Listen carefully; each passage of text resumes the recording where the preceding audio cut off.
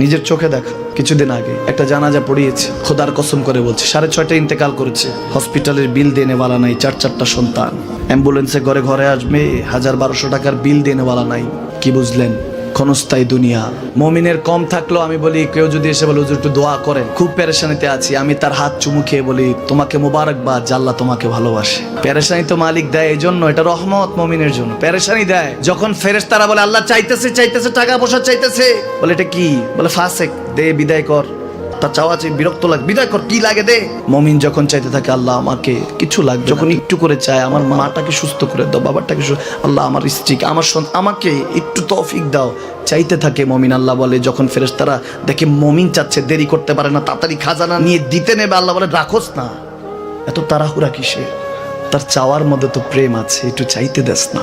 থাকুক না মুমিন আর একটু পেরেশান, থাকুক না, থাকতে দেস না, একটু থাক, একটু থাক। পেরেশানিতে রেখে আল্লাহ মজা নেয়, মহব্বত নেয়, মুমিনের অন্তর থেকে খুশবু নেয়। আল্লাহর বড় মায়া, মুমিন যখন চায় আল্লাহ তখন মায়ার নজর নিয়ে তাকায়, হায় হায় আমার বান্দা, সুবহানাল্লাহ।